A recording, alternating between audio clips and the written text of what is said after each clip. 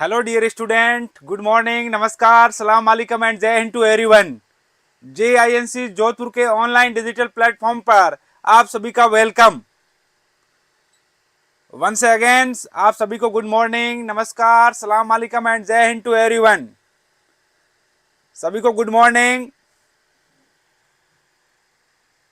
जल्दी से क्लास को शेयर कर दीजिए मैक्सिमम फ्यूचर ANM तक, ताकि आज के इस सेशन का बेनिफिट आपके सभी फ्रेंड्स को मिल सके।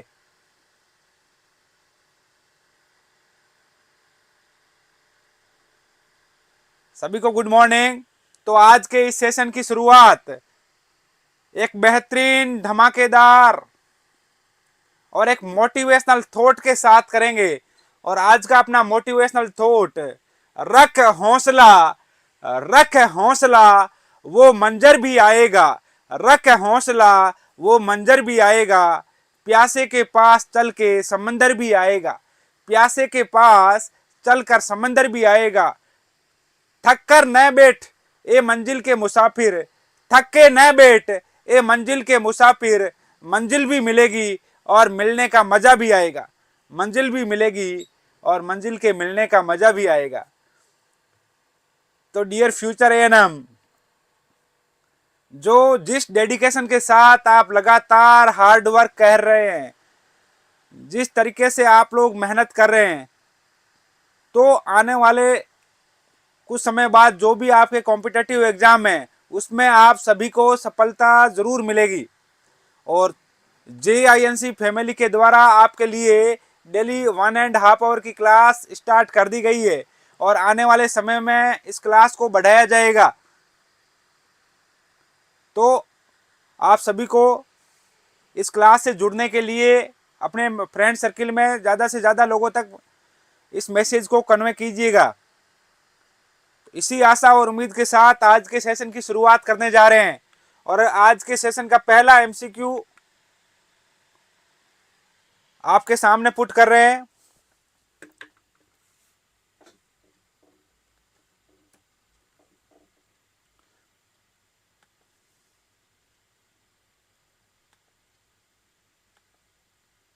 कहीं नहीं जाइएगा, टेक्निकल एरर है, उसे ठीक किया जा रहा है। टेक्निकल एरर को ठीक किया जा रहा है, कहीं नहीं जाइएगा।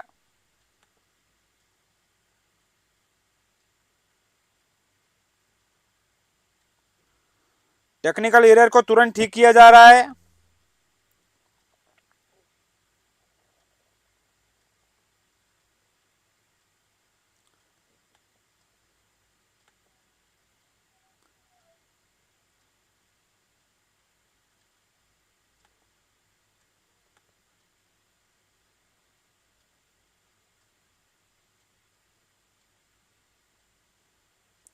टेक्निकल एरर है, इसको ठीक किया जा रहा है। बने रहिएगा आप JINC फैमिली के साथ।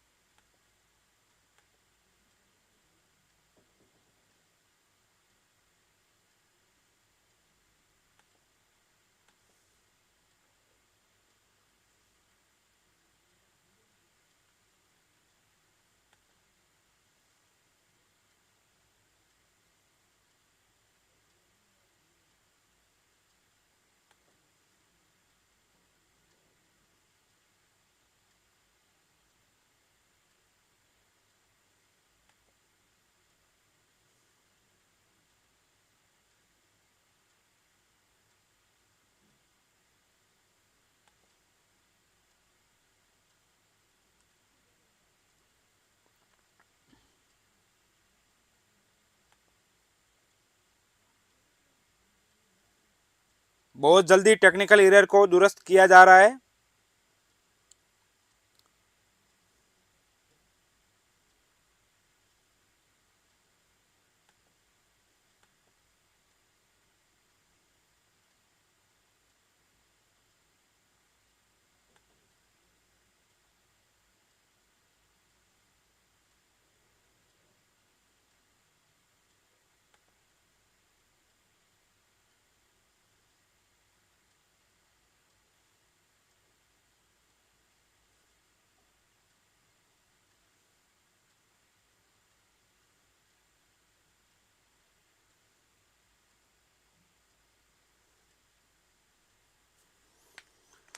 बहुत जल्दी ठीक किया जा रहा है टेक्निकल एरर को।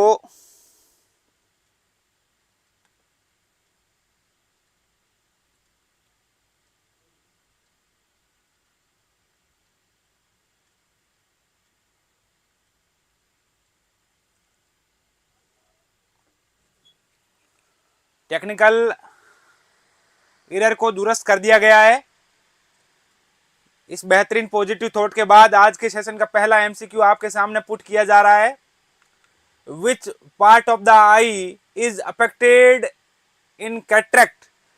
जल्दी से कमेंट कीजिए आप सभी लोग जल्दी से कमेंट कीजिए। आज के सेशन का पहला एमसीक्यू आपके सामने आ चुका है। कुछ टेक्निकल एरर की वजह से आपको परेशानी का सामना करना पड़ा। इसके लिए आप सभी को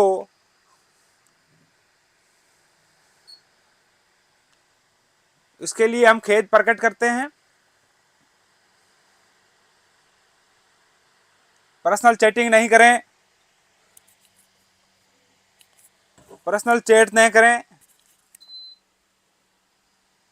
जल्दी से कमेंट कीजिए। बहुत ही इंपॉर्टेंट एमसीक्यू आपके सामने पुट कर दिया गया है।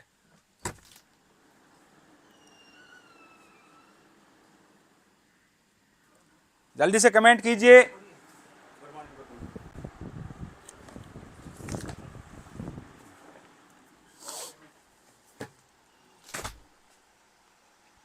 Which part of the eye is affected in cataract? मोतियाबिंद में आंख का कौन सा भाग प्रभावित होता है? पुतली या आइरिस, लेंस या रेटिना? जल्दी से कमेंट कीजिए। दिखाई नहीं दे रहा है, बिल्कुल ठीक किया जा रहा है।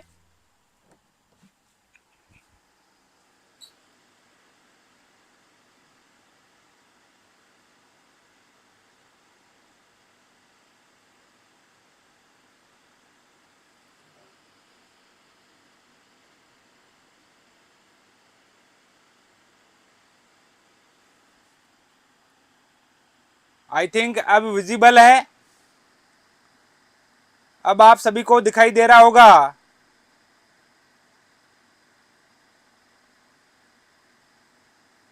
पर्सनल चैटिंग नहीं करें निक नेहू।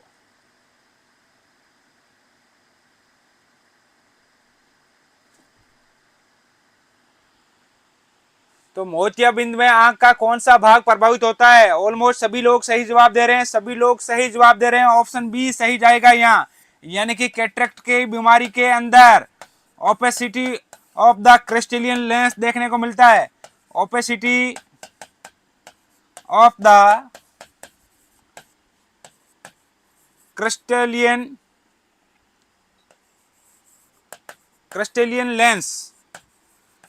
लेंस के अंदर धुंधलापन आ जाता है। इस कैटरेक्ट की बीमारी के अंदर, इस मोतियाबिंद की बीमारी के अंदर जो हमारी आंखों के अंदर धुंधलापन देखने को मिलता है, मुख्य रूप से क्रिस्टेलियन लेंस के अंदर, और उसकी वजह से जो बीमारी देखने को मिलती है, हमें कैटरेक्ट की बीमारी देखने को मिलती है। सभी लोग सही जवाब दे रहे थे, बहुत बढ़िया। Move to next MCQ. अगला एमसीक्यू आपके सामने, स्मोकिंग ड्यूरिंग द प्रेगनेंसी में कोज? जल्दी से जवाब दीजिए कि गर्भावस्था के दौरान धूम्रपान से हो सकता है IUGR या LBW, अबॉर्शन या increased chances of congenital defect in, या ऑल ऑफ द अबव? जल्दी से कमेंट कीजिए, अच्छे से क्वेश्चन को पढ़िए और फिर जवाब दीजिए। स्मोकिंग ड्यूरिंग प्रेगनेंसी में कोज, गर्भावस्था के दौरान धूम्रपान से हो सकता है IUGR या LBW, ऑप्शन बी अबॉर्शन यानी कि गर्भपात, ऑप्शन सी नवजात में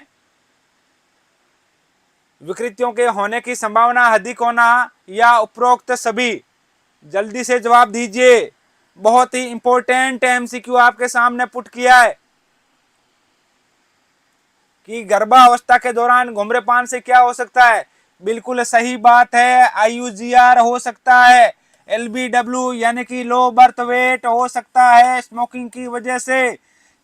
तो लो बर्थ वेट यानी कि जन्म के समय बच्चे का वजन कितना, 2.5 किलो से अगर कम है जन्म के समय बच्चे का वजन 2.5 kg से, या बोल सकते हैं 2500 ग्राम से बच्चे का वजन कम है, उसे हम क्या बोलेंगे, उसे हम बोलेंगे लो बर्थ वेट बोलेंगे जी।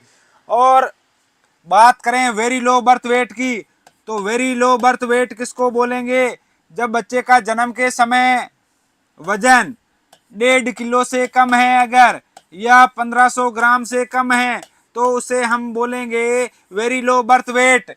वहीं अगर बात करें एक्सट्रीम लो बर्थ वेट की, extreme low birth weight, extreme low birth weight किसको बोलेंगे, जब बच्चे का जन्म के समय वजन उसका अगर 1 किलो से कम है, 1 किलो से क्या है कम है, तो उसे हम क्या बोलेंगे, एक्सट्रीम लो बर्थ वेट के नाम से जानेंगे।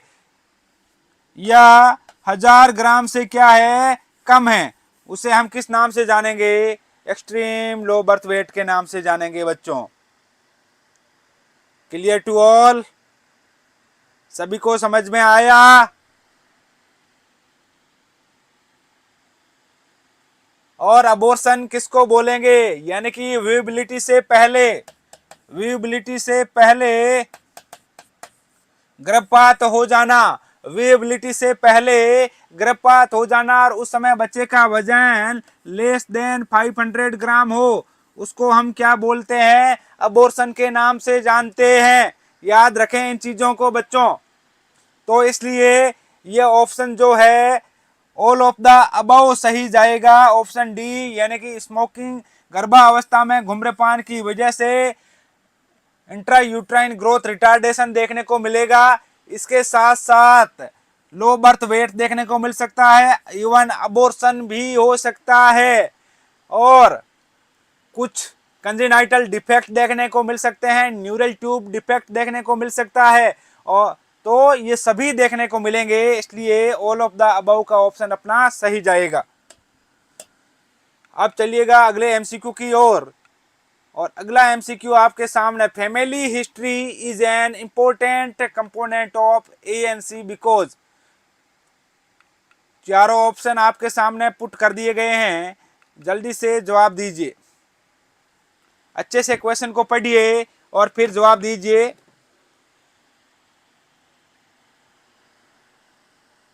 Very good morning Anjali, late हो गए, ओके नो प्रॉब्लम।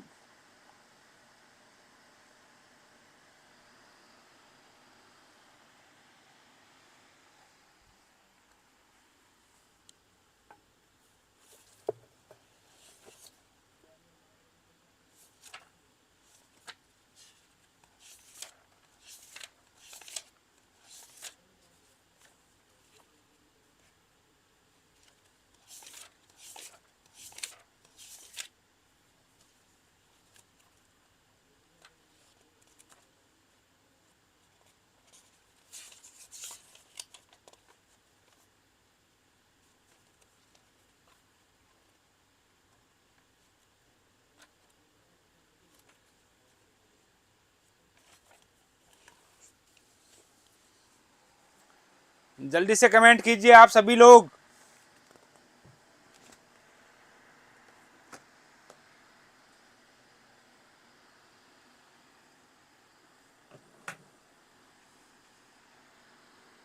सही से दिख नहीं रहा है, बिल्कुल टेक्निकल टीम को मैं इन्फॉर्म करता हूं।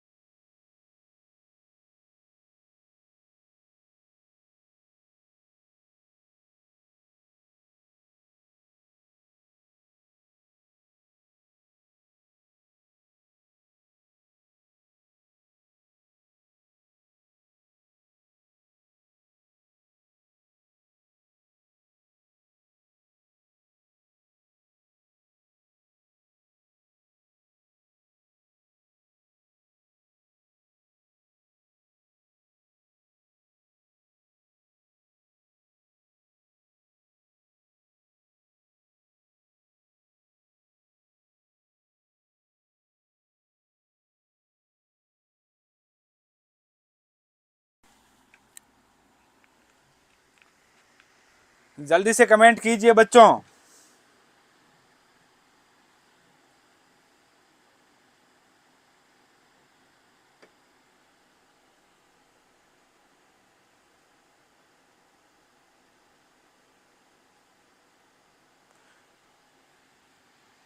सभी को आवाज आ रही है? वॉइस अभी भी नहीं आ रही है। ओके, वॉइस को ठीक किया जा रहा है। वॉइस को ठीक कर दिया गया है, दुरुस्त कर दिया गया वॉइस को। बहुत बढ़िया, वेरी गुड अतुल शर्मा। रंजना, थोड़ा आप गलत जवाब दे रहे हैं रंजना। समीक्षा, थोड़ा गलत जा रहे हैं आप। वेरी गुड कविता, प्रियंका कुमारी, रश्मिता नाइक, किरण लोहिया, बहुत बढ़िया, सभी लोग सही जवाब दे रहे हैं ऑलमोस्ट लोग। ऑप्शन बी सही जाएगा। फैमिली हिस्ट्री जो एंटीनेटल केयर का मैंने बताया कि इंपॉर्टेंट कंपोनेंट है, तो किसके लिए? To find out about the any hereditary disease that may affected of the newborn. किसी अनुवांशिक बीमारी जो कि नवजात शिशु को प्रभावित कर सकती है के बारे में पता लगाने के लिए फैमिली हिस्ट्री इंपॉर्टेंट कंपोनेंट है एंटीनेटल केयर के अंदर। इस चीज का विशेष ध्यान रखें आप लोग। और एंटीनेटल विजिट के बारे में मैंने आपको बताया था कि अगर एटलीस्ट मिनिमम की बात करें तो कम से कम 3 विजिट होनी चाहिए एंटीनेटल विजिट। और WHO के अकॉर्डिंग एंटीनेटल विजिट कितनी होनी चाहिए? 4 होनी चाहिए। 4 एंटीनेटल विजिट होनी चाहिए डियर फ्यूचर ANM, याद रखें इस बात को। अब अपन यहां से आगे बढ़ेंगे। यहां पे ऑप्शन बी सही जाएगा। अगला MCQ आपके सामने आ चुका है। Blood stained cervical mucus after starting of a labour is called. प्रसव के प्रारंभ होने के साथ रक्त मिश्रित सर्वाइकल ब्लेस्मा क्या कहलाता है? बहुत ही इंपॉर्टेंट MCQ आपके सामने पुट कर दिया है, जल्दी से कमेंट कीजिए।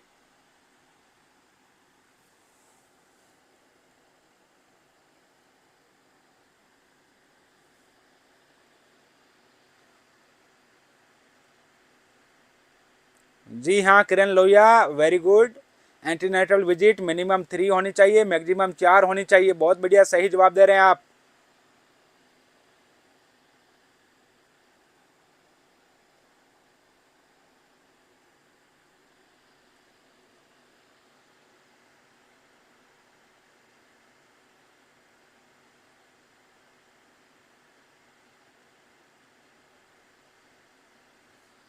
तो बहुत बढ़िया, सही जवाब दे रहे हैं।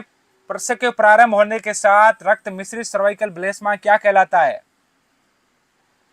जल्दी से जवाब दीजिए। यानी कि ड्यूरिंग द लेबर वेजाइना से सर्वाइकल म्यूकस प्लग का बाहर आना, उसे हम किस नाम से जानेंगे? सो के नाम से जानेंगे। सो के नाम से जानेंगे। Option A is the right answer. याद रखें, प्रसव के प्रारंभ होने के साथ वेजाइना के रास से रक्त के साथ सर्वाइकल म्यूकस प्लग का बाहर आना किस नाम से जानेंगे? हम सो के नाम से जानेंगे।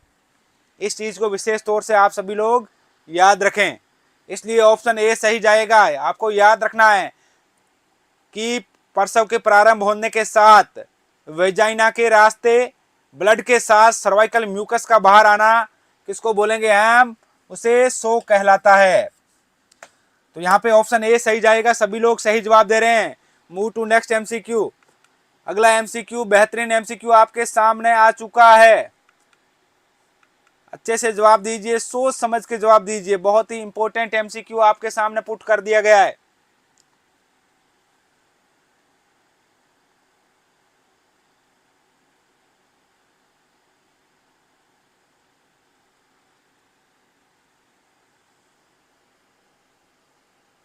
The third member of AAA functionary besides Asha and anganwadi कार्यकर्ता इज।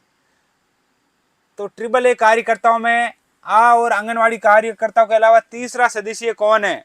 जल्दी से जवाब दीजिए। यानी कि पहला सदस्य तो बोल दिया इन्होंने आशा, ये खुद बता रहे हैं क्वेश्चन के अंदर आशा। दूसरा सदस्य कौन है? आंगनवाड़ी वर्कर। आंगनवाड़ी वर्कर है या आंगनवाड़ी कार्यकर्ता है। और तो तीसरा मेंबर कौन होगा? तीसरा मेंबर, जल्दी से जवाब दीजिए, क्वेश्चन यही पूछना चाह रहा है। एएनएम होगी क्या, आंगनवाड़ी सहायिका होगी क्या, या अटेंडेंट यानी कि सहायक होगा क्या, या उपरोक्त में से कोई नहीं? जल्दी से जवाब दीजिए, जल्दी से जवाब दीजिए। बहुत ही इंपॉर्टेंट एमसीक्यू आपके सामने पुट किया है बच्चों, जल्दी से कमेंट कीजिएगा और क्लास को शेयर कर दीजिए मैक्सिमम फ्यूचर एएनएम तक, ताकि आज के इस सेशन का बेनिफिट मैक्सिमम महिला स्वास्थ्य कार्यकर्ता को मिल सके।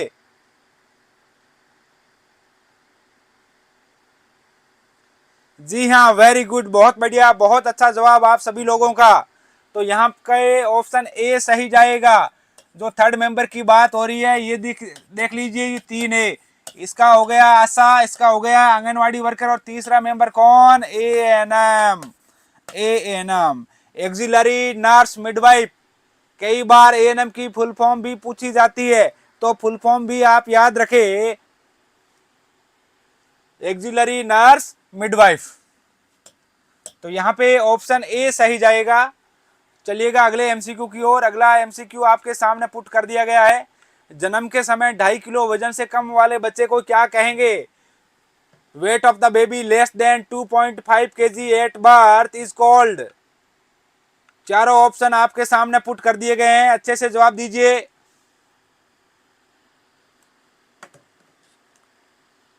बहुत ही इंपॉर्टेंट सेशन आज का, और क्लास को शेयर करने में किसी भी तरह की कोई कंजूसी न करे फ्यूचर एएनएम।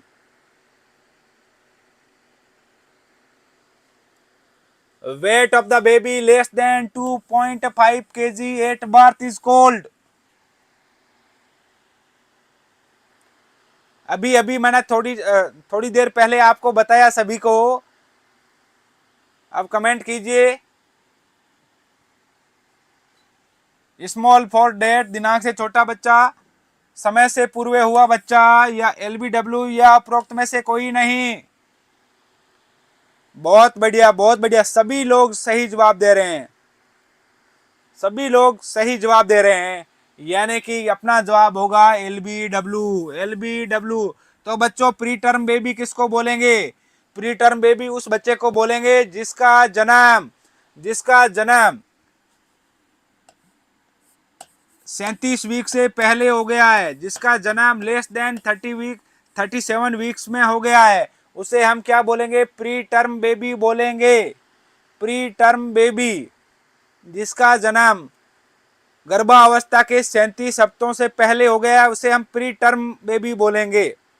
टर्म बेबी किसको बोलेंगे?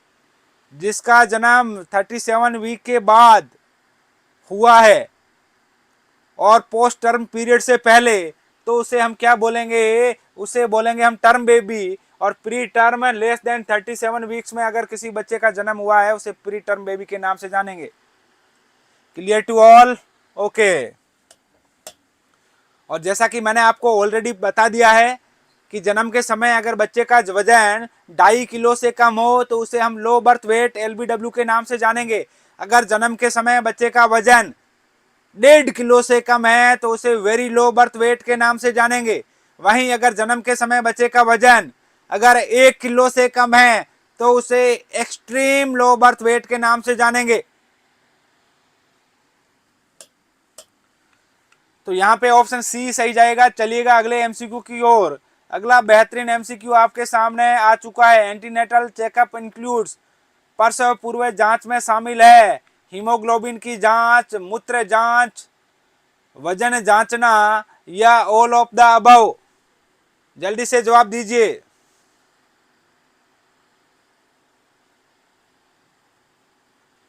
जल्दी से जवाब दीजिए। सबिता प्रधान का कहना है, उड़ीसा स्टूडेंट, एग्जाम जुलाई 16 से, प्लीज सर दिन में 2 बार क्लास लीजिए, ज्यादा क्वेश्चन सोल्व कीजिए। जी हाँ बिल्कुल सबिता, बहुत जल्दी सेकंड क्लास को भी स्टार्ट किया जाएगा। आप क्लास को शेयर कीजिए मैक्सिमम फ्यूचर एएनएम तक, ताकि जो आपके फ्रेंड सर्किल में हैं, जो आपके फ्रेंड्स हैं एएनएम के, उनका भी सपना है एक गवर्नमेंट सेटअप में एक महिला स्वास्थ्य कार्यकर्ता के तौर पे काम करने का, तो उनका ड्रीम भी पूरा हो सके। बहुत बढ़िया, सभी लोग सही जवाब दे रहे हैं, सभी लोग सही जवाब दे रहे हैं, बहुत अच्छा पार्टिसिपेशन आप सभी का। तो एंटीनेटल चेकअप में कौन कौन सी चीजें शामिल है, सम्मिलित है? तो हीमोग्लोबिन की जांच की जाती है, बिल्कुल की जाती है, एकदम एक्यूरेट बात है। यूरिन टेस्ट यानी कि मूत्र जांच की जाती है क्या? बिल्कुल की जाती है, एकदम एक्यूरेट बात है। वजन का मेजरमेंट यानी कि वेट मेजरमेंट किया जाता है क्या? बिल्कुल किया जाता है, एकदम सत्य बात है। तो अपना जवाब होगा option D, all of the above, यानी सॉरी, यानी कि इसमें आपको याद रखना है कि गर्भावस्था के दौरान की जाने वाली जांच प्रसव पूर्व जांच क्या कहलाएगी? प्रसव पूर्व जांच, प्रसव पूर्व जांच, हीमोग्लोबिन एस्टिमेशन। जल्दी से जवाब दीजिए।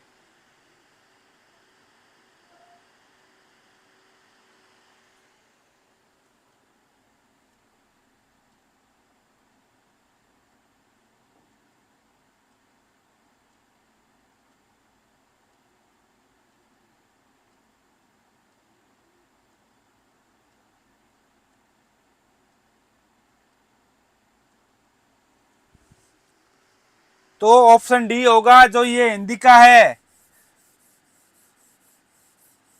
ये हिंदी उपरोक्त सभी आएगा, यहाँ उपरोक्त सभी आएगा, उपरोक्त सभी आएगा, ऑल ऑफ द अबव। ये हिंदी में थोड़ा टाइपिंग मिस्टेक हो गई है, हिंदी में ये टाइपिंग मिस्टेक है बच्चों। इंग्लिश का जो सेंटेंस है वो परफेक्ट है, ये उपरोक्त सभी आएगा। इसमें जो है बच्चों टाइपिंग मिस्टेक है टाइपिस्ट के द्वारा।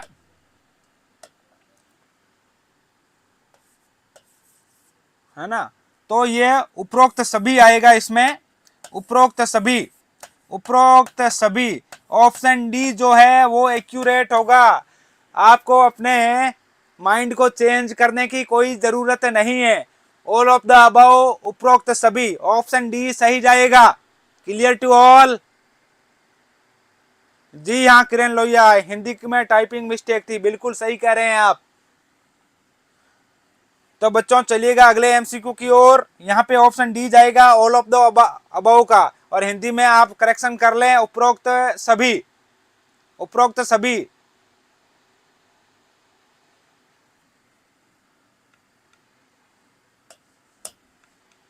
अब अगला एमसीक्यू आपके सामने है। During community visit what should the ANM suggest to control vector borne disease? समुदाय में दौरे पर एएनएम वेक्टर जनित रोगों की रोकथाम के लिए क्या सुझाव देती है? अब जल्दी से जवाब दीजिए, चारों ऑप्शन आपके सामने पुट कर दिए गए हैं।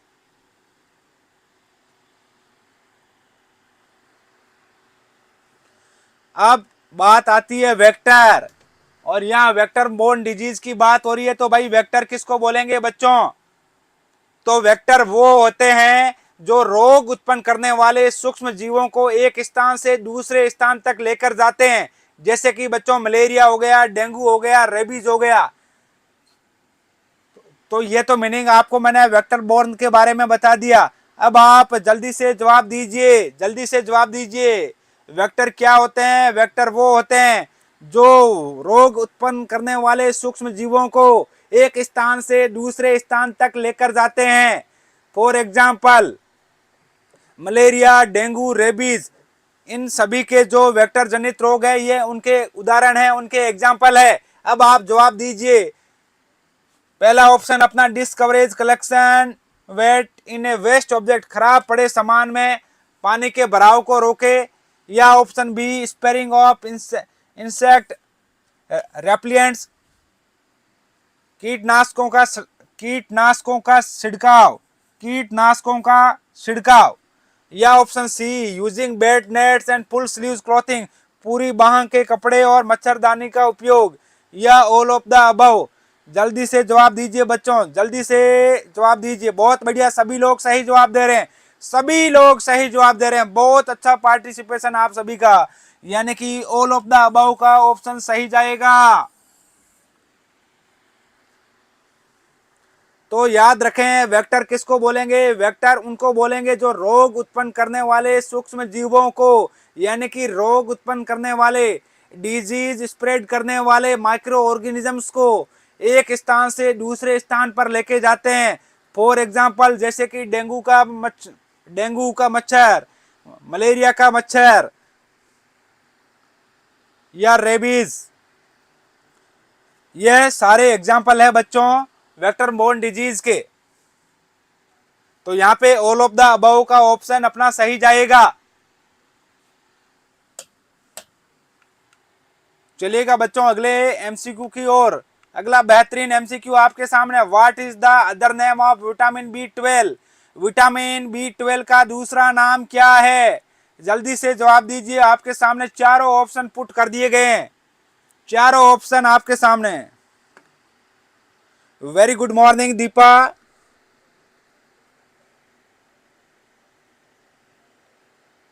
कल से आप कोशिश कीजिए राइट टाइम पे जुड़े। अब what is the other name of vitamin B 12? Vitamin B 12 का दूसरा नाम क्या है बच्चों? जल्दी से जवाब दीजिए। और मैंने आपको बताया था पहले ही कि विटामिन जो है इनसे हमारी बॉडी को, हमारे शरीर को एनर्जी तो नहीं मिलती है, एनर्जी जो है नहीं मिलती है, यानी कि ऊर्जा की प्राप्ति तो नहीं होती है, लेकिन हमारी बॉडी के नॉर्मल फंक्शनिंग के लिए, नॉर्मल फंक्शनिंग के लिए, ग्रोथ एंड रिप्रोडक्शंस के लिए विटामिन जो है जरूरी है। ग्रोथ एंड रिप्रोडक्शंस के लिए, हमारे शरीर के वृद्धि और विकास के लिए क्या है? जरूरी है। याद रखें इस चीज को। और मैंने पहले भी बताया था कि विटामिन मुख्य रूप से दो प्रकार के होते हैं। Vitamin mainly classified into two types, fat soluble and water soluble vitamin. Fat soluble में मैंने आपको एक एडेक निमोनिक आपको याद रखने के लिए बोला था। एडेक फैट सोल्यूबल विटामिन के अंदर आपको मैंने वसा में घुलनशील विटामिन के अंदर बच्चों मैंने आपको एक निमोनिक बताया था जिसका नाम था एडेक। और इस निमोनिक से अपन फैट सोल्यूबल विटामिन को जान सकते हैं, जैसे कि vitamin A, vitamin D, vitamin E and vitamin के। विटामिन ए का दूसरा नाम क्या? रेटिनोल, यानी कि इसका केमिकल नेम क्या है? रेटिनोल। विटामिन डी का केमिकल नेम क्या? कैल्सीफिरोल। विटामिन ई का केमिकल नेम क्या? टोकोफिरोल। विटामिन के का केमिकल नेम क्या बच्चों? फाइलोक्विनोन। इस चीज को आप विशेष तौर से ध्यान रखें बच्चों। एडे की बात आए तो फैट सोल्यूबल, वहीं अगर जल में घुलनशील विटामिन की अगर बात करें, यानी कि वाटर सोल्यूबल विटामिन की अगर बात करें बच्चों, तो उसके अंदर दो विटामिन आप याद रखेंगे। विटामिन सी, जिसका दूसरा नाम यानी कि इसका केमिकल नेम, रासायनिक नेम क्या होता है? तो एस्कॉर्बिक एसिड होता है बच्चों। और दूसरा जो है vitamin B complex. Vitamin B complex, यानी कि कॉम्प्लेक्स का मतलब होता है ग्रुप या समूह, और इस समूह के अंदर बहुत सारे विटामिन आते हैं, और उसमें से एक विटामिन बी 12 भी आता है। तो विटामिन बी 12 जो है बच्चों ये एक तरह का जल में घुलनशील विटामिन है, वाटर सोल्यूबल विटामिन है। याद रखें इस बात को। और विटामिन बी कॉम्प्लेक्स के अंदर कौन कौन से विटामिन सम्मिलित होते हैं? तो आप याद रखें, विटामिन बी 1 इसके अंदर सम्मिलित होता है, विटामिन बी 2 होता है, विटामिन बी 3 होता है, विटामिन बी 5 होता है, विटामिन बी 6 होता है बच्चों, विटामिन बी 7 होता है, विटामिन बी 9 होता है, और विटामिन बी 12 आपके सामने यहाँ पे लिखा हुआ है। तो विटामिन बी 12 का दूसरा नाम क्या है? आप सभी लोग सही कमेंट कर रहे हैं, बिल्कुल आप सभी लोग सही जवाब दे रहे हैं, एक्यूरेट जवाब दे रहे हैं। यहाँ पे ऑप्शन ए सही जाएगा, साइनोकोबालामिन। और साइनोकोबालामिन की वजह से एक एनीमिया होता है, उसका क्या नाम है बच्चों? तो ये याद रखेंगे आप सभी लोग, साइनोकोबालामिन की वजह से पर्नीशियस एनीमिया होता है। कौन सा एनीमिया? Pernicious anaemia. याद रखें इस बात को भी, पर्नीशियस एनीमिया होता है। निकोटिनिक एसिड, यानी कि बात हो रही है नियासिन की, विटामिन बी 3 की, और विटामिन बी 3 की वजह से कौन सी बीमारी होती है प्यारे बच्चों? प्लेग्रा नामक बीमारी। कौन सी बीमारी? प्लेग्रा नामक बीमारी होती है। याद रखें इस बात को आप लोग। और यहाँ पे राइबोफ्लेविन यानी कि विटामिन बी 2 की बात हो रही है, और विटामिन बी 2 की कमी की वजह से बच्चों चिलोसिस यानी कि हमारे होठों का फटना या उसमें अल्सरेशन देखने को मिल सकता है, या हमारी ओरल म्यूकोसा के अंदर इन्फ्लामेशन देखने को मिल सकता है।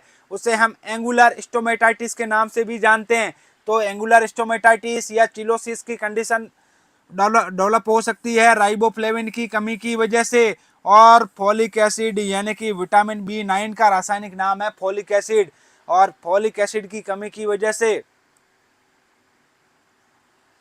न्यूरल ट्यूब डिफेक्ट देखने को मिल सकता है। छोटे बच्चों के अंदर एनटीडी की प्रॉब्लम देखने को मिल सकती है, न्यूरल ट्यूब डिफेक्ट देखने को मिल सकता है फोलिक एसिड की कमी की वजह से। इसलिए एक गर्भवती महिला को या फैमिली प्लानिंग से पहले उसे आयरन और फोलिक एसिड की टेबलेट स्टार्ट की कर दी जाती है। इस चीज़ को विशेष तौर से याद रखें आप लोग। और इसके अलावा जो ये विटामिन है बच्चों, इनके रासायनिक नाम एक बार फिर से मैं आपको बता देता हूँ, याद रखें आप लोग। बच्चों विटामिन B1 का केमिकल नेम थायमीन होता है, थायमीन। विटामिन B2 का मैंने आपको अभी तुरंत बताया कि विटामिन B2 का केमिकल नेम राइबोफ्लेविन होता है प्यारे बच्चों। और विटामिन B3 का केमिकल नेम भी मैंने आपको अभी बताया, नियासिन या निकोटिनिक एसिड के तौर पे आप सभी लोग याद रखेंगे। विटामिन B5 का केमिकल नेम डियर फ्यूचर है ना, आप याद रखेंगे पेंटोथेनिक एसिड के नाम से। और विटामिन B6 इसके केमिकल नेम को आप याद रखेंगे, इसका केमिकल नेम पायरिडॉक्सिन होता है बच्चों। और यहाँ पे एक विशेष जानकारी मैं आपको दे रहा हूँ, आप सभी लोग अच्छे से ध्यान दें। जो बच्चों जो टीबी की बीमारी के अंदर जो टीबी की हम दवाई देते हैं, एंटी ट्यूबरकुलर जो दवा देते हैं हम, उसमें से एक दवा का नाम है आइसोनियाजिड। दवा का क्या नाम है बच्चों? आइसोनियाजिड। और आइसोनियाजिड जब दवा देते हैं तो उसके साथ पायरिडॉक्सिन को भी दिया जाता है। क्यों दिया जाता है? कि आइसोनियाजिड की ड्रग के, आइसोनियाजिड दवा के की वजह से, उसके दुष्प्रभाव की वजह से, उसके साइड इफेक्ट की वजह से पेरिफेरल न्यूराइटिस हो सकता है। जो पेरिफेरी में जो अपने नर्व है उनमें इन्फ्लामेशन हो सकता है, पेरिफेरल न्यूराइटिस हो सकता है। और पेरिफेरल न्यूराइटिस से बचाव के लिए हम आइसोनियाजिड एंटी ट्यूबरकुलर ड्रग के साथ विटामिन B6 यानी कि पायरिडॉक्सिन को दिया जाता है बच्चों। इस बात को आप विशेष तौर से ध्यान रखें प्यारे बच्चों। इसके अलावा बच्चों विटामिन B7 का केमिकल नेम बायोटीन होता है, और विटामिन B9 का केमिकल नेम फोलिक एसिड, और विटामिन B12 का मैंने आपको अभी बताया कि इसका केमिकल नेम क्या, साइनोकोबालामिन होता है। विशेष तौर से आप याद रखें इन बातों को। तो अब बच्चों यहाँ पे ऑप्शन ए सही जाएगा। चलिएगा अगले बेहतरीन एमसीक्यू की ओर। अगला एमसीक्यू आपके सामने, what is an ectopic pregnancy, यानी कि अब हमारा ओबीजी से क्वेश्चन आ गया है। अब जवाब दीजिए एक्टोपिक प्रेगनेंसी क्या है। चारों ऑप्शन आपके सामने मैंने पुट कर दिए हैं, अच्छे से पढ़िए ऑप्शन को और फिर जवाब दीजिए। अच्छे से ऑप्शन को रीड कीजिए और फिर जवाब दीजिए डियर फ्यूचर एएनएम। और जल्दी से क्लास को शेयर कर दीजिए मैक्सिमम फ्यूचर एएनएम तक। क्लास को शेयर करने में बिल्कुल किसी भी तरह की कोई कंजूसी न करे।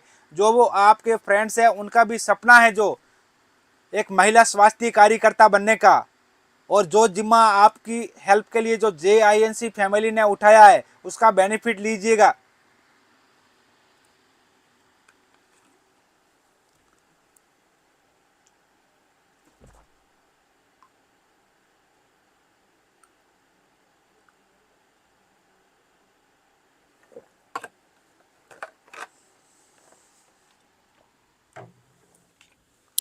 जल्दी से बच्चों जवाब दीजिए। एक्टोपिक प्रेगनेंसी से क्वेश्चन आया है, और ये क्वेश्चन बहुत आज के इस सेशन के अंदर जितने भी अपन क्वेश्चन, पहली चीज तो हम क्वेश्चन के साथ साथ आज ऑप्शन भी आपको हिंदी में मिले हैं, ये एडवांटेज आपको दिया गया है।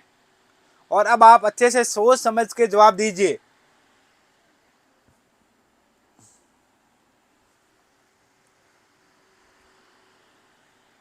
बहुत बढ़िया, वेरी गुड रोजलिन राणा, बहुत अच्छा पार्टिसिपेशन आप सभी का, वेरी गुड सिमरानी, बहुत बढ़िया।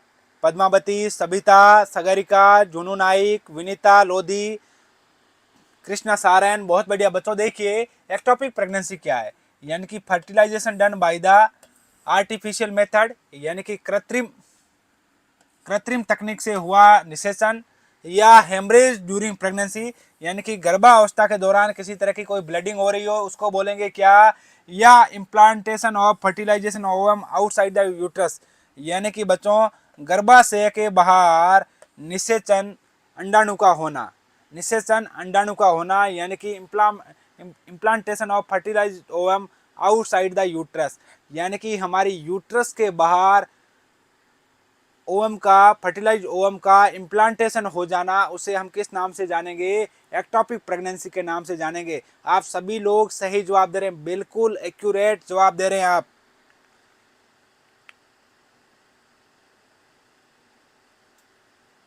जी हाँ अतुल, यानी कि क्वेश्चन से पहले आपको आंसर आ रहा है, इसका मतलब जो हम आपको पढ़ा रहे हैं उस पर आपका पूरा फोकस है, और तभी तो हम कहते हैं कि JINC प्लेटफॉर्म पे पढ़ने का यही तो बेनिफिट है। यहाँ पे क्वालिटी क्वेश्चन आपको सोल्व करवाए जाते हैं, और तभी तो हम कहते हैं JINC है तो भरोसा है, JINC है तो सिलेक्शन है, और JINC है तो मुमकिन है बच्चों। तो यहाँ पे बच्चों अगर फर्टिलाइज ओवम के इम्प्लांटेशन की अगर बात करें, मेनली कहाँ पे होता है बच्चों, मेनली होता है हमारे फेलोपियन ट्यूब के अंदर, फेलोपियन ट्यूब के अंदर होता है। लेकिन अगर उससे बाहर हो जाए, उससे बाहर आउटसाइड द यूट्रस हो जाए तो हम किस नाम से जानेंगे, एक्टोपिक प्रेगनेंसी के नाम से जानेंगे। इस तरह के क्वेश्चन हमारे एग्जाम में देखने को मिल सकते हैं। तो option C is the right answer. Move to next MCQ बच्चों। अगला MCQ आपके सामने, if fever develop during pregnancy which test must be performed, यदि गर्भावस्था के दौरान बुखार हो जाता है तो कौन सी जांच करवानी चाहिए, मलेरिया की जांच करवाएंगे, या यूरिन टेस्ट करवाएंगे, या ब्लड शुगर टेस्ट करवाएंगे, या हीमोग्लोबिन लेवल चेक करेंगे, जल्दी से जवाब दीजिए बच्चों।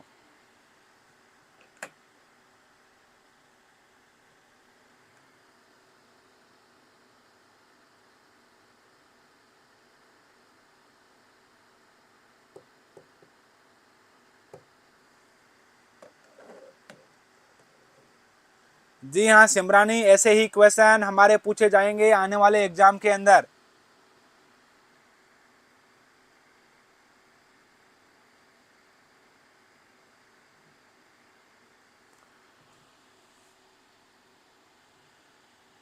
अब बच्चों अच्छे से जवाब दीजिए, यदि गर्भावस्था के दौरान बुखार आ जाता है तो ये अपने जो आपको ऑप्शन आपके सामने आपको दिख रहे हैं, इनमें से कौन सी चीज़ की जांच करवानी चाहिए। बात हो रही है भाई बुखार आ रहा है, यानी कि गर्भावस्था के दौरान अगर ठंड लगकर बुखार आ रहा है तो ये किसका लक्षण होगा, मलेरिया का लक्षण होगा। बहुत बढ़िया, सभी लोग सही जवाब दे रहे हैं, वेरी गुड कविता मलिक, बहुत बढ़िया। यानी कि मलेरिया का टेस्ट करवाएंगे अगर फीवर आ रहा है तो, यानी कि कहीं ना कहीं इन्फेक्शन की वजह से फीवर आ रहा है, और गर्भावस्था के दौरान अगर बुखार आ रहा है तो इन चार ऑप्शन में से कौन सी जांच करवाएंगे, हम मलेरिया का टेस्ट कराएंगे। पहले क्वेश्चन को पढ़ना है, फिर ऑप्शन को देखना है कि कौन सा ऑप्शन हमारे इस क्वेश्चन के हिसाब से अप्रोप्रिएट आंसर होगा। तो आपको जवाब देना है मलेरिया की जांच करवाएंगे इन चार ऑप्शन में से, ऑप्शन ए सही जाएगा बच्चों यहाँ पे। अब चलिएगा बच्चों अगले MCQ की ओर। अगला बेहतरीन MCQ आपके सामने आ चुका है। The seeds bath helps in, seeds bath सहायता करता है रक्त परिसंचरण में, यानी कि सर्कुलेशन में, डेफिकेशन यानी कि मल निस्तारण में, या बच्चों हीलिंग ऑफ वुंड में, घाव को भरने में, या वेजाइनल डिस्चार्ज में।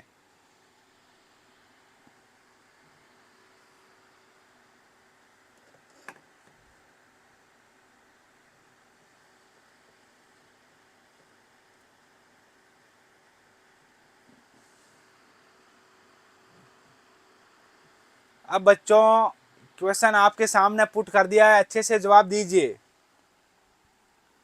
और बच्चों सारे क्वेश्चन आपको सोल्व करवाए जाएंगे। जैसा कि कम्युनिकेबल डिजीज़ है तो कम्युनिकेबल डिजीज़ भी हमारे ANM के सिलेबस के लिहाज से बहुत ही इम्पोर्टेंट रहती है, और आपको कम्युनिकेबल डिजीज़ से भी क्वेश्चन सोल्व करवाए जाएंगे। और इस प्लेटफॉर्म पे ऑलरेडी पहले की और भी हमारी पुरानी क्लासें हो चुकी है, जिसमें dengue, malaria, chicken pox, small pox, diphtheria सब पे क्लास हो रखी है। वहाँ पे उन क्लासेज को आप सोल्व कर सकते हैं, क्वेश्चन पढ़ सकते हैं।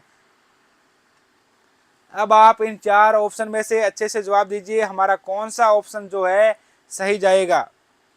और सीट्स बात कैसे बच्चों, सीट्स बात यानी कि बैठी हुई स्थिति के अंदर, यानी कि सिटिंग पोजीशन के अंदर जो हमारी कमर है, कमर के नीचे वाले भाग को हल्के गुनगुने पानी में स्नान करवाया जाता है, बाथ करवाया जाता है, उसको हम सिट्स बाथ के नाम से जानते हैं। और सिट्स बाथ जो है हीलिंग ऑफ वुंड के लिए ज़रूरी है, यानी कि पेरिनियल केयर के लिए सिट्स बाथ को दिया जाता है, पेरिनियल केयर के लिए बच्चों, पेरिनियल केयर के लिए। जी हाँ सगारिका, उड़ीसा के एएनएम एग्जाम में ये कुछ क्वेश्चन आज के सेशन के उड़ीसा के पुराने पेपर में से ही लिए गए हैं, और कुछ क्वेश्चन एमपी के पुराने पेपर में से, कुछ क्वेश्चन राजस्थान के पुराने पेपर में से लिए गए हैं।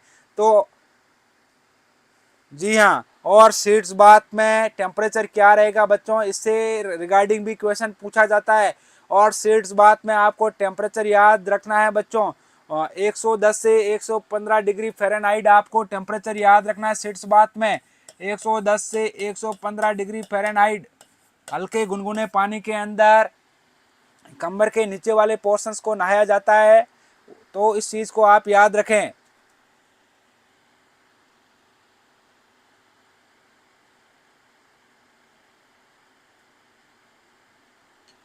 तो बच्चों ध्यान रखें, यहाँ पे ऑप्शन सी सही जाएगा। चलेगा बच्चों अगले एमसीक्यू की ओर। Pitting edema in 2 to 3 year old child indicate, 2 से 3 वर्ष के 2 से 3 वर्ष के 2 से 3 वर्ष के बच्चे के पैरों में गड्ढेदार सूजन बताती है। Liver disease, kidney disease, SAM यानी कि सीवियर एक्यूट माल न्यूट्रिशन या इंजुरी। सीवियर एक्यूट माल न्यूट्रिशन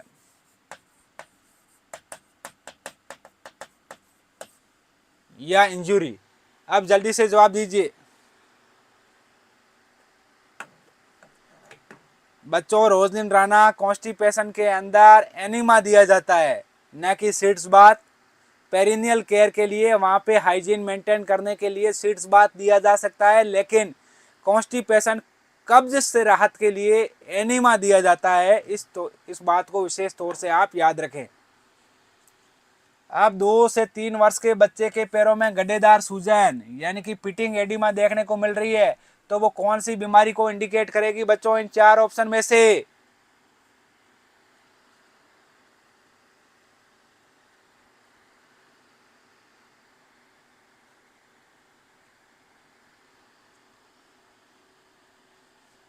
बहुत बढ़िया, वेरी गुड सिमरानी, बहुत बढ़िया जवाब आपका, आप सभी लोगों का बहुत अच्छा पार्टिसिपेशन। तो बच्चों आप याद रखें कि जो पिटिंग एडिमा है मुख्य रूप से प्रोटीन एनर्जी माल न्यूट्रिशन की कंडीशन में देखने को मिलता है। प्रोटीन एनर्जी माल न्यूट्रिशन यानी कि पैम की कंडीशन के अंदर देखने को मिलता है। और पैम के अंदर मुख्य रूप से कौन सी डिजीज के अंदर, क्वासी ओरकर के अंदर, क्वासी ओरकर के अंदर पिटिंग एडिमा हमें देखने को मिलती है। तो यहाँ पे ऑप्शन जो है अपना सी सही जाएगा, सी ऑप्शन सही जाएगा बच्चों।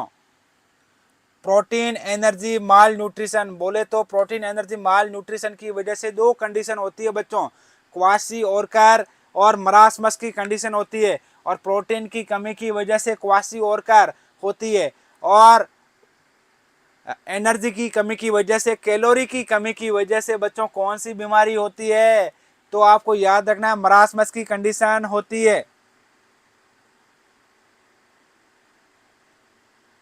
जी हाँ सुभाश्री उड़ीसा, आपके उसी तरह के क्वेश्चन ही आज के सेशन में आपको मिल रहे हैं बच्चों। अब बच्चों यहाँ पे ऑप्शन सी अपना ऑप्शन सी सही जाएगा बच्चों। अब आप लोगों के लिए एडिशनल जानकारी, आपका अपना संस्थान JINC जोधपुर की स्टार फैकल्टी के द्वारा रिकॉर्डेड कोर्स एएनएम के लिए, ताकि एएनएम भी जिनका सपना है एक गवर्नमेंट सेटअप में एक अच्छी जॉब पाने का, तो इसके लिए JINC फैमिली ने ये कोर्स आपके लिए अवेलेबल कर दिया, जो 5,500 का कोर्स मात्र 1650 रुपये की फीस में आपके लिए अवेलेबल है। जो भी फ्रेंड्स अपने नॉलेज लेवल को बूस्टअप करना चाहते हैं, इम्प्रूव करना चाहते हैं, उनके लिए ये कोर्स बहुत ही मददगार साबित होगा बच्चों। जी हाँ गुड़िया रानी, आज के सेशन के अंदर भी स्किल बेस्ड क्वेश्चन ही है और कल के सेशन में इससे और ज़्यादा धमाकेदार एमसीक्यू आपको मिलेंगे। अब बच्चों चलिएगा अगले एमसीक्यू की ओर। अगला बेहतरीन एमसीक्यू आपके सामने पुट कर दिया है। Why is cholesterol is important for neonate. नवजात शिशु के लिए कोलेस्ट्रॉल क्यों महत्वपूर्ण है? नवजात शिशु के लिए कोलेस्ट्रॉल क्यों महत्वपूर्ण है? देखिए, स्ट्रेंथनिंग ऑफ इम्यून सिस्टम, प्रतिरक्षण तंत्र की मजबूती हेतु। Option B for being healthy, स्वस्थ रहने हेतु। फॉर मेंटल डेवलपमेंट, मानसिक विकास हेतु, या ऑल ऑफ द अबव, उपरोक्त सभी। जल्दी से जवाब दीजिए बच्चों।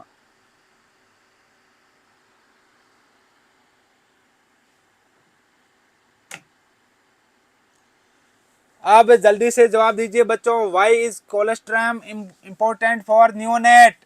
नवजात शिशु के लिए कोलेस्ट्रॉल क्यों महत्वपूर्ण है?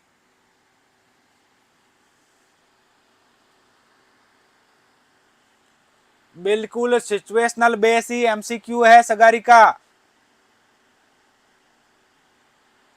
नेहरू, सुभाश्री, सारे क्वेश्चन सिचुएशनल बेस ही है। आप समझ के सही जवाब दीजिए।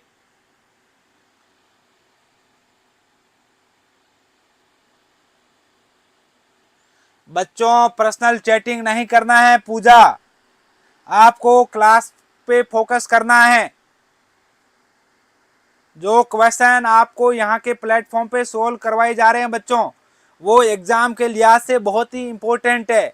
और JINC के द्वारा जो आपको क्वेश्चन सोल्व करवाए जाते हैं, आज तक जितने पेपर हुए मैक्सिमम वहां से क्वेश्चन रिपीट हुए हैं।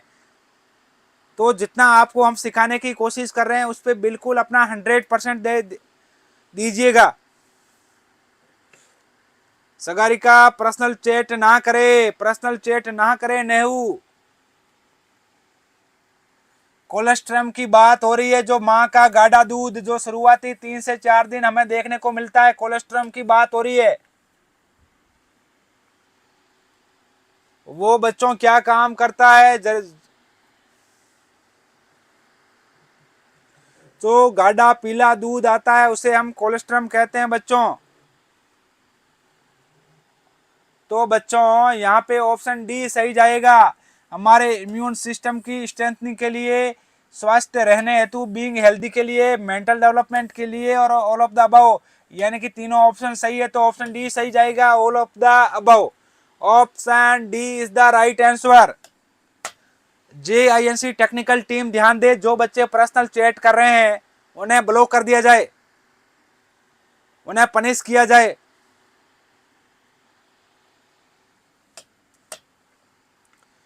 Move to next MCQ. Which body part separate the abdominal and thoracic cavity?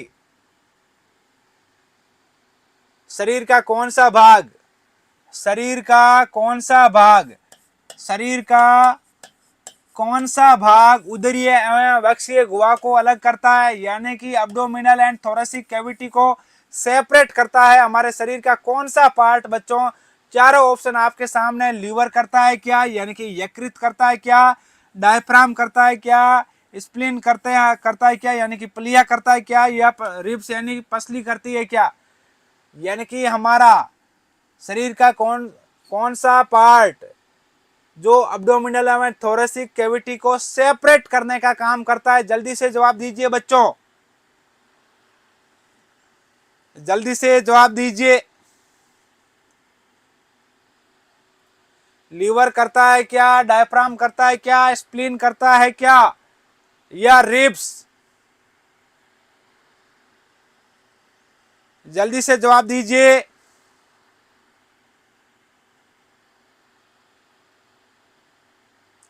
बहुत बढ़िया, बहुत बढ़िया, सभी लोग सही जवाब दे रहे हैं, बहुत बढ़िया। आप सभी लोगों का बहुत अच्छा पार्टिसिपेशन। यानी कि जो डायफ्राम है, डायफ्राम, ये जो डायफ्राम भाई साहब है, ये काम करता है क्या?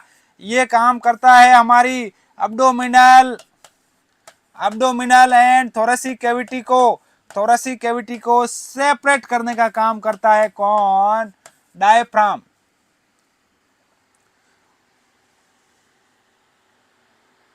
Clear to all? ओके। अब बच्चों चलिए और लीवर की बात करें। हमारे शरीर की सबसे बड़ी ग्रंथि, हमारे शरीर की सबसे बड़ी ग्रंथि का नाम क्या है? Liver. Largest gland of the human body, largest gland of the human body known as,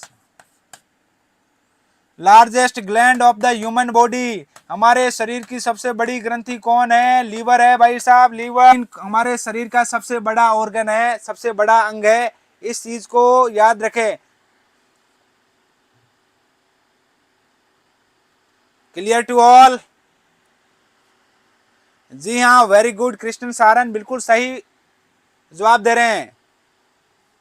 तो सबसे छोटी ग्लैंड पीनियल, और biological clock of the human body, biological clock भी कहा जाता है पीनियल ग्लैंड को। बच्चों ये चीज याद रखें आप। तो उसमें करेक्शन कर लेना, जो स्टेपिस है वो स्मॉलेस्ट बोन है, और ग्लैंड की बात करें तो आप याद रखेंगे पीनियल ग्लैंड को। अब reflex which are never disappear in human life, मानव में ऐसी प्रतिक्रिया जो जीवन में कभी समाप्त नहीं होती। जल्दी से जवाब दीजिए। मोरो रिफ्लेक्स, रूटिंग रिफ्लेक्स, या स्वेलोइंग रिफ्लेक्स, या ऑल ऑफ द अबव। बच्चों जल्दी से जवाब दीजिए बच्चों। बहुत ही इंपॉर्टेंट एमसीक्यू आपको सोल्व करवाया जा रहा है।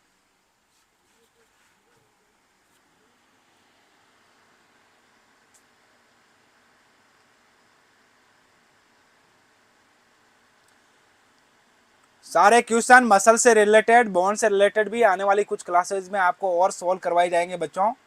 तो वहां पे आपके सारे टॉपिक क्लियर हो जाएंगे। जैसे जैसे एमसीक्यू आ रहे हैं उसके अकॉर्डिंग आप जवाब दीजिए।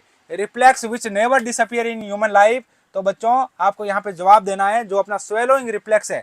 स्वेलोइंग रिफ्लेक्स है, स्वेलोइंग जो भी आप खाना वगैरह चबाते हो तो मूवमेंट होता है, उसको बोलते हैं हम स्वेलोइंग। और स्वेलोइंग रिफ्लेक्स यानी जो निगलने वाला जो रिफ्लेक्स है, ये हमारा लाइफ लॉन्ग रहता है, जिंदगी भर रहता है। तो इसलिए ये ऑप्शन जो सी है वो बिल्कुल सही जाएगा। बाकी जो है ऐसी प्रतिक्रिया जो जीवन में कभी समाप्त नहीं होती वो स्वेलोइंग रिफ्लेक्स होगा। मोरो रिफ्लेक्स और रूटिंग रिफ्लेक्स है कुछ समय बाद डिसअपियर हो जाते हैं। Clear to all? तो ओके बच्चों, आज के इस सेशन को अपन यहीं पर विराम देंगे। कल के सेशन में हम मिलेंगे आपके साथ कुछ और धमाकेदार एमसीक्यू के साथ। तब तक के लिए आप सभी को थैंक यू सो मच। बच्चों क्लास एंड होने के बाद आप सभी लोग कमेंट बॉक्स में जाकर अपने व्यूज जरूर दीजिएगा बच्चों कि ये आज का सेशन आपके लिए कितना क्या बेनिफिशियल रहा। इसके रिगार्डिंग ज़रूर कमेंट बॉक्स में आप कमेंट कीजिएगा, और अपने फ्रेंड सर्किल में इस क्लास के बारे में ज़रूर बताइएगा कि JINC जोधपुर के प्लेटफॉर्म पे डेली 1.5 आवर की क्लास डेली कंडक्ट की जाती है। तो इसी आशा और उम्मीद के साथ आप सभी लोगों को थैंक यू सो मच।